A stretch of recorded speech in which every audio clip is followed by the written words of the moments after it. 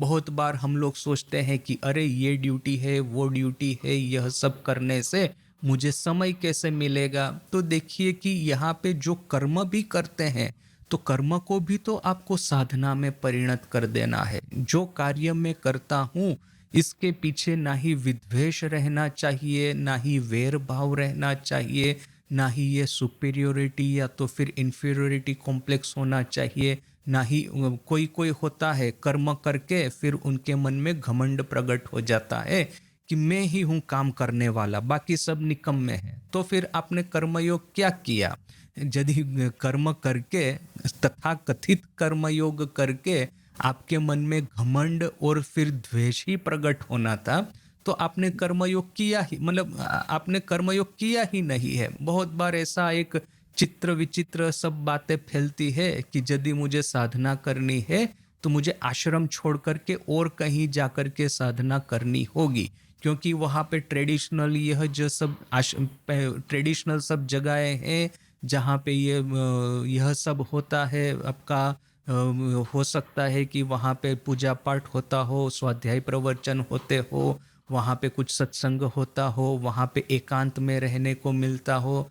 तो हम लोग कभी कभी सोच लेते हैं कि हाँ यही सब ट्रेडिशनल साधनाएं हैं जो कि मुझे कभी कभी करके करनी चाहिए जा करके, और यहाँ पे रामकृष्ण मिशन में जो कर्मयोग है वो मेरे लिए बंधन का कारण ही मात्र है। तो बंधन का कारण तो इसको हम बनाते हैं ना। हम ही तो कर्म करके द्वेष में फंसते हैं, हम ही तो कर्म करके निराशा में पड़ जाते हैं, हम ही तो कर्म करके अहंकार का शिकार हो जाते हैं। ये कर्मयोग करते क्यों है? कर्म और कर्मयोग दोनों में डिफरेंस क्या है? कर्म है कि आप फल प्राप्ति के लिए कर्म करते हैं, और कर्म योग है कि आपके मन को री इंजीनियर करने के लिए आप कर्म योग करते हैं।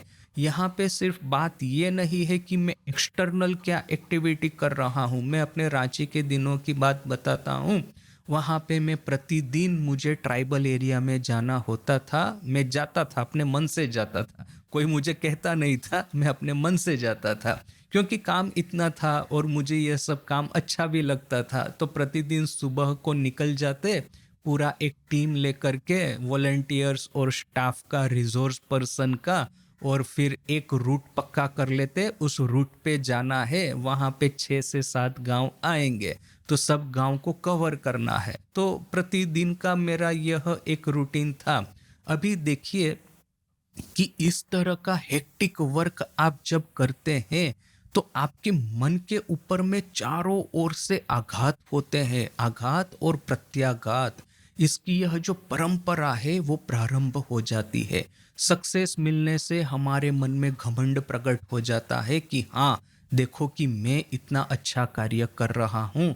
फिर एम्बिशन प्रकट होती है कि आज मैं 4 गांव कवर करता हूँ, तो कल मुझे 40 गांव कवर करने हैं। मेरी एम्बिशन का अंत ही नहीं। वहाँ पे 70 विलेजेस को हमने एडॉप्ट किया है, तो अभी 150 विलेजेस एडॉप्ट कर लेते हैं। फिर ये 400 गांव में हमारा सर्व शिक्षा अभियान चल रहा है, तो और 400 गांव को कवर कर लेते हैं। काम बढ़ाते ही जाते हैं।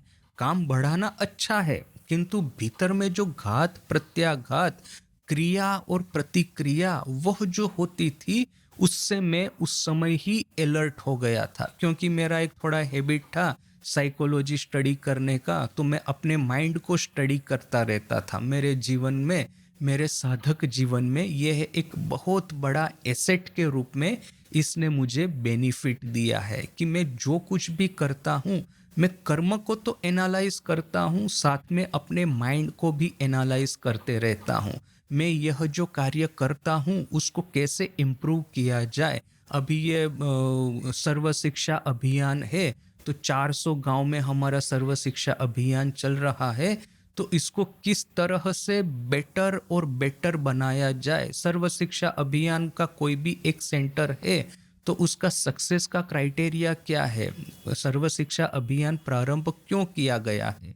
क्योंकि वहाँ पे प्राइमरी स्कूल नहीं है, इसलिए। तो कोई भी एक सर्व शिक्षा का सेंटर होगा, उसका अल्टीमेट एम है कि वहाँ पे इतने स्टूडेंट आए कि अल्टीमेटली यह एक प्राइमरी स्कूल के रूप में, गवर्नमेंट प्राइमरी स्कूल के रूप में वो ऑथोराइज्ड हो जाए। तो मैंने मेरे रहते रहते ऑलमोस्ट 4 to 5, 4 से 5 सेंटर्स को मैंने इतना अच्छे से वो एक्टिव हुए थे कि वो प्राइमरी स्कूल के रूप में वो रिकॉग्नाइज्ड हुए थे। तो फिर मैं हमेशा ये मेथोडोलॉजी को स्टडी करूँगा कि यहाँ पे ज़्यादा बच्चे किस तरह से आए, घर घर जा कर के प्रचार करना है, कहना है कि आपके बच्चों को यहाँ पे भेजिए, फिर हमारे यहाँ से ये स्टडी मटेरियल मिलता है। टीचर का क्वालिटी है, टीचर का वो जो टीचिंग एफिशिएंसी है, वह सब इम्प्रूव करना है। तो जितना सीरियसली मैं ये वर्किंग मेथोडोलॉजी स्टडी करता था, उसको इम्प्रूव करने का प्रयास करता था, कंटिन्यूअस गांव में जाकर के पेरेंट्स से, टीचर से, स्टूडेंट से उनका फीडबैक लेता था। और यहाँ पे जो सर्व शिक्षा अभियान जो गवर्नमेंट एजेंसी चलाती थी, तो उनके पास में से वो diet, district institute of education training, तो उन लोगों के अंडर में सब कुछ था। तो उनके जो ऑफिसर्स होते हैं, उनके साथ में कोऑर्डिनेट करके वो कैसे बेटर किया जाए। तो जितना मैं टाइम ये मेथोडोलॉजी स्टडी करने में, इम्प्रूव करने में बिताता था, इतना ही टाइम मैं अपने माइंड को स्टडी करने में, इम्प्रूव करने में बिताता था। देखिए, ये स्टडी ऑफ माइंड, ये study of our own consciousness, ये आध्यात्मिक जगत का एक बहुत ही इम्पोर्टेंट एस्पेक्ट है। यदि हम अपने को खुद को स्टडी नहीं कर पाएंगे, यदि हम अपना खुद के मन में क्या हो रहा है, घात प्रतिघात, क्रिया प्रतिक्रिया, ये इमोशंस या तो भाव का ये द्वंद्व जो है, ये क्या कर रहा है अपने मन में, यह नहीं समझेंगे तो आध्यात्मिक जीवन में हम बहुत ज़्यादा आगे नहीं बढ़ पाएंगे। एक हीरा जो होता है, जमीन में से जब निकालते हैं उसको, तो वो कोयले की तरह ही होता है। उसको तो फिर शेप दे करके, पॉलिश करके आपको उसको हीरा बनाना है। तो अपना ये जो कॉन्शियसनेस है, वो एक जमीन में से निकाला हुआ एक पत्थर मात्र है। इसको आप कंटिन्यूअसली शेप करके, पॉलिश करके डायमंड में कन्वर्ट करना है। ये असंस्कृत मन जो है, उसको सुसंस्कृत करना है। जितनी भी साधन पद्धतियां हैं, वो सब मन को सुसंस्कृत करने के लिए ही है। अल्टीमेटली कर्म और कर्मयोग, ये कोई भी कार्य या साधना, देखिए कि साधना और कार्य में फर्क क्या है। प्रत्येक मनुष्य कार्य करता है, कोई भी मनुष्य बिना कार्य के क्षण भर नहीं रह सकता। सांस लेना कार्य है, आहार करना कार्य है, सोना निद्रा जो है वो कार्य है, जगना कार्य है। बिना कार्य के आप एक क्षण नहीं रह सकते। किंतु कार्य, एक सिंपल वर्क, वो क्या है? वर्क है, उसको कहते हैं कि जिसका AIIMS and objective outside world में हो, कि हाँ आज मैं स्टडी कर रहा हूँ, तो फिर स्टडी का उद्देश्य है ज़्यादा मार्क्स लेके पास करना। आज मैं हाउसवाइफ हूँ, तो मेरे जीवन का उद्देश्य है कि मेरे जो लड़के लड़कियां हैं अच्छे से पढ़े, उनको अच्छे से शादी हो, उनका कैरियर अच्छे से बने। यदि मैं फादर हूँ, तो घर के लिए जो पैसा कमाना है, बच्चों की संभाल रखनी है, यह सब होता है। कॉरपोरेट वर्ल्ड में होता हूँ, क्रिकेटर होता हूँ, पॉलिटिशियन होता हूँ, तो उस तरह के सब टारगेट होते हैं। तो क्या है कि जीवन एक सिंपल वर्क या कार्य का डेफिनेशन यही है कि उसका टारगेट आउटसाइड रहता है। उसके ये जितने भी डायनेमिक्स होते हैं आउटसाइड वर्ल्ड के साथ में रिलेटेड होते हैं। कम्युनिटी लेवल पे या तो सिविलाइजेशनल लेवल पे उसका सब काम चलता है। जबकि हम कार्य को साधना क्या है? साधना का अर्थ है आप सब कुछ करते ही है। ऐसा नहीं कि आप अलग से कुछ करते हैं, अलग से कीजिए, किंतु उसका जो स्टडी या तो उसका टारगेट जो है वो रिवर्स हो जाता है, वो अंतर्मुख हो जाता है। वो होता है स्टडी ऑफ कॉन्शियसनेस। सब समय अपने को स्टडी, एनालाइज करने का कैपेसिटी होना चाहिए। आज मैं पूजा भी करता हूँ, तो पूजा करने के समय मेरे मन में क्या चल रहा है? मैं यहाँ पे आरती कर रहा हूँ, तो मेरी नज़र कहाँ पे है? जिस ईश्वर की मैं आरती कर रहा हूँ उनके ऊपर है, न कि वहाँ पे भक्त लोग बैठ कर के सोच रहे हैं कि अच्छा देखिए ये कितना सुंदर आरती करते हैं। वो उसके ऊपर में मेरी नज़र है। कल ही हमने देखा क्रंदन योग के बारे में। ठाकुर कहते हैं कि व्याकुल होकर के रो तो इस अश्रुवारी जो है, अश्रुवारी से हमारे हृदय का जो मेला है वो धुल जाएगा। तो फिर इसके सामने जो हमारा प्रश्नोत्तरी चला था कि इस तरह से रोते हुए तो बहुत लोगों को देखा है, उनके जीवन में क्यों परिवर्तन नहीं आता। खास करके ये नृत्य गोपाल जो उसका उदाहरण, ठाकुर उसको कहते हैं साधु सावधान। ठाकुर कहते हैं कि इसकी परमहंस अवस्था है, इसके बावजूद इसको क्यों कहते हैं सावधान होने को। मास्टर महाशय इस तरह से कथामृत में लिखते भी है और हमको यह भी पता है कि बाद में उसका पतन भी हुआ था। तो यहाँ पे क्या है कि आप साधना के लिए सब कुछ करते हैं, किंतु आपका जो नजर है ना वो बाह्य जगत की ओर है। आप यह नहीं सोचते कि ये रो करके, प्रार्थना करके, जब ध्यान करके, कर्मयोग करके, ये ट्राइबल एरिया में जाकर के सेवा करके मेरे हृदय में क्या हो रहा है, क्या परिवर्तन आ रहा है, वो नहीं सोचते। और सोचते हैं कि लोग मेरी प्रशंसा करते हैं कि नहीं करते, मैंने अपना सोशल कैपिटल बनाया कि नहीं बनाया, मैंने अपना बैंक अकाउंट बनाया कि नहीं बनाया, मैंने मौका देख करके अच्छे पात्र के साथ में शादी कर दी कि नहीं कर दी। वह सब एक्सटर्नल एक अपनी दृष्टि होती है, बोल करके हम जो कुछ भी करेंगे उसका ज़्यादा कोई आध्यात्मिक जगत में परिणाम नहीं होगा। जबकि हम इवन देखिए स्वामी जी का इतना रेडिकल आइडिया है, दरिद्र नारायण सेवा। स्वामी जी के गुरु भाई खुद आश्चर्यचकित हो गए थे, कहाँ ये जप ध्यान, कहाँ ये शास्त्रार्थ, कहाँ ये मेडिटेशन, ये जो सब पद्धतियाँ है विचित्र विचित्र चित्र विचित्र पद्धतियाँ, उसका इस्तेमाल करके कहीं ना कहीं आत्म साक्षात्कार करना है, न कि कह रहा है कि गांव गांव जा कर के गरीबों की मदद करो। ये किस तरह की विचित्र बातें कर रहा है।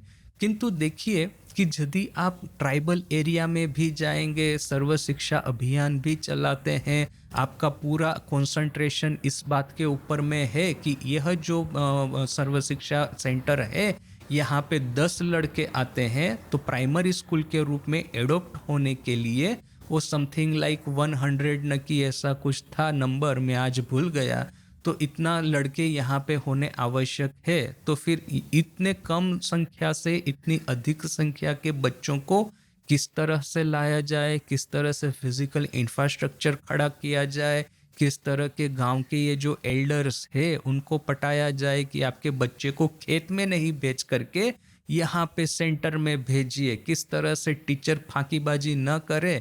मैं पहले पहले जब गांव में इंस्पेक्शन के लिए जाता था, तो जैसे ही मैं स्कूल में पास में जाता था, देखता था कुछ कुछ टीचर लोगों को देखा खास करके जोर जोर से चिल्ला चिल्ला करके पढ़ा रहे हैं। तो मैंने सोचा कि इतना चिल्ला करके पढ़ाने की क्या जरूरत है।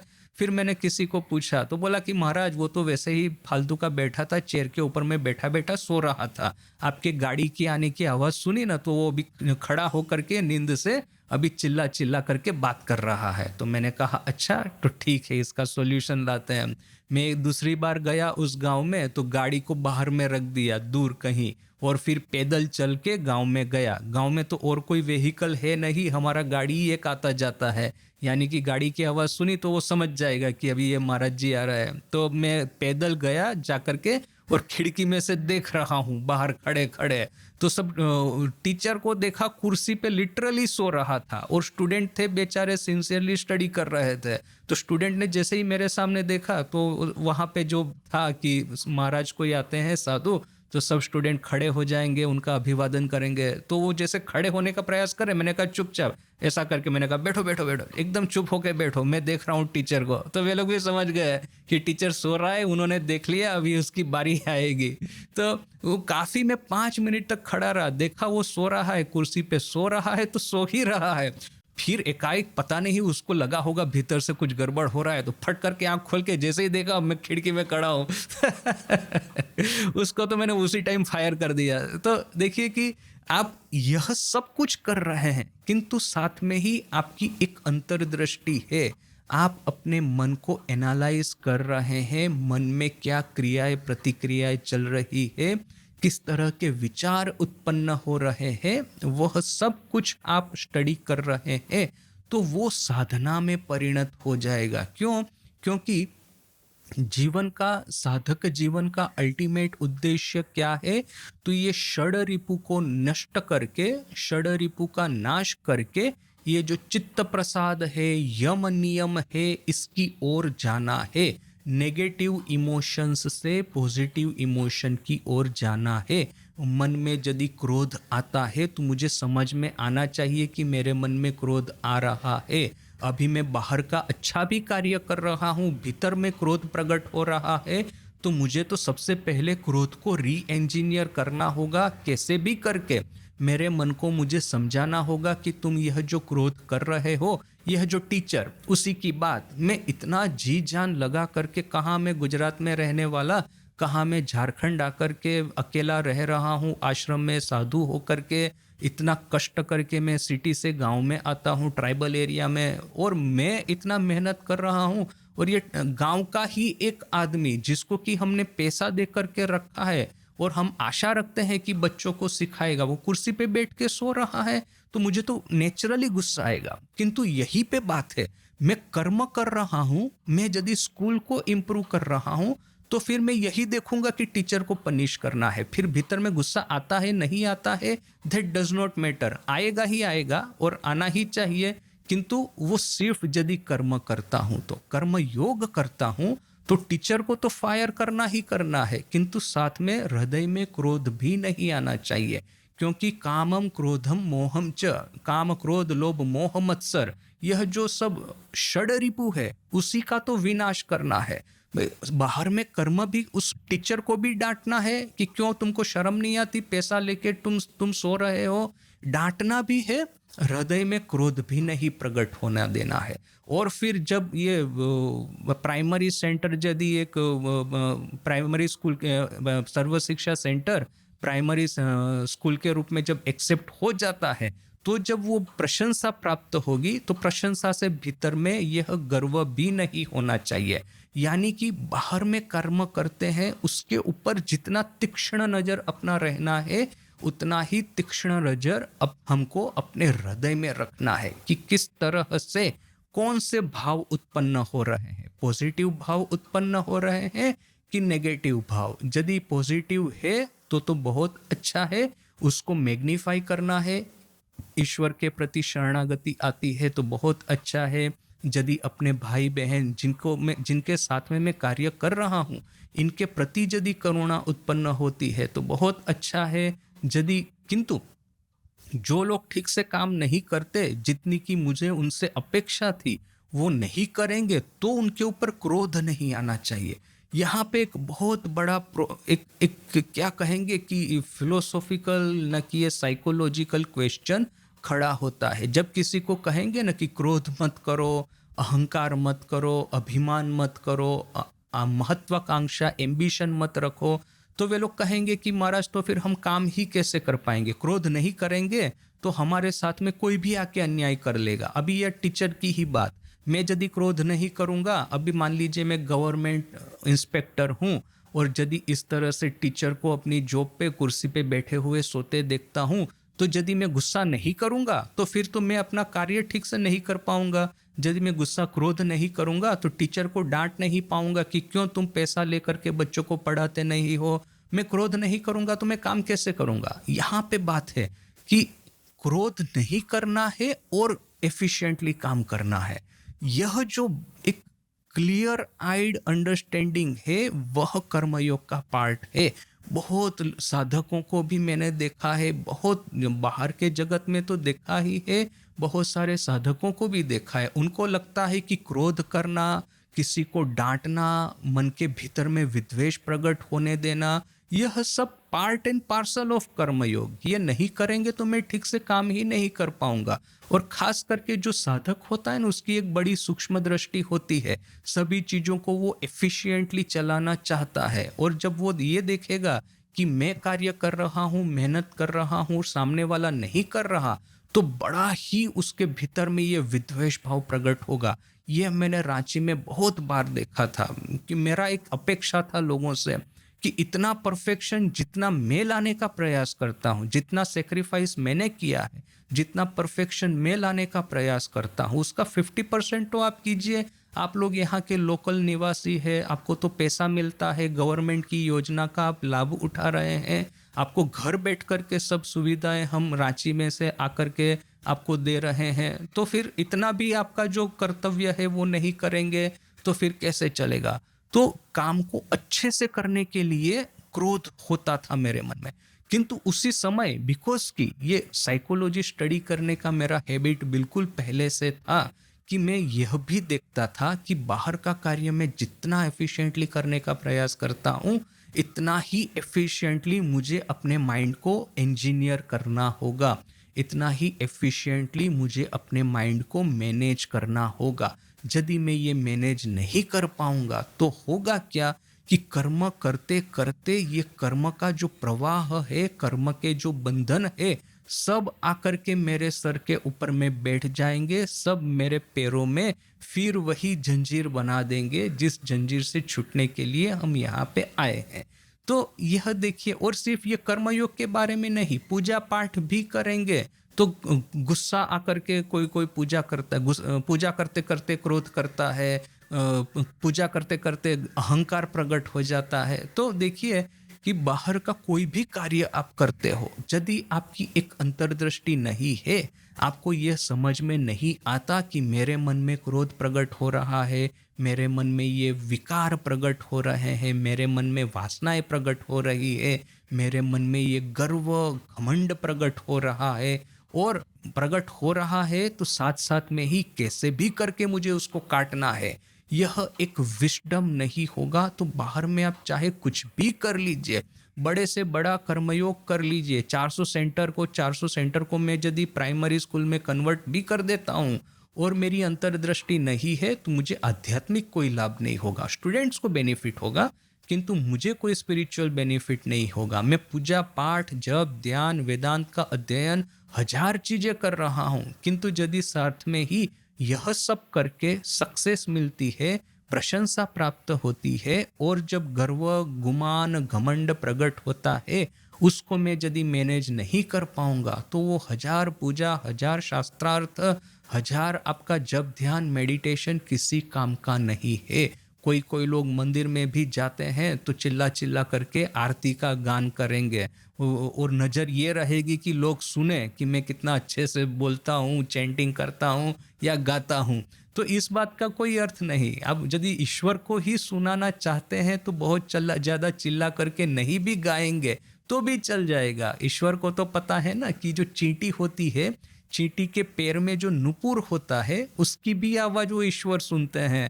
तो आपको भगवान के सामने बैठ करके चिल्ला करके गान करने की कोई ज़रूरत नहीं है। तो ये देखिए कि हम जो कर्म करते हैं बाह्य जगत में, साथ में ही हमारी एक अंतर्दृष्टि होनी चाहिए।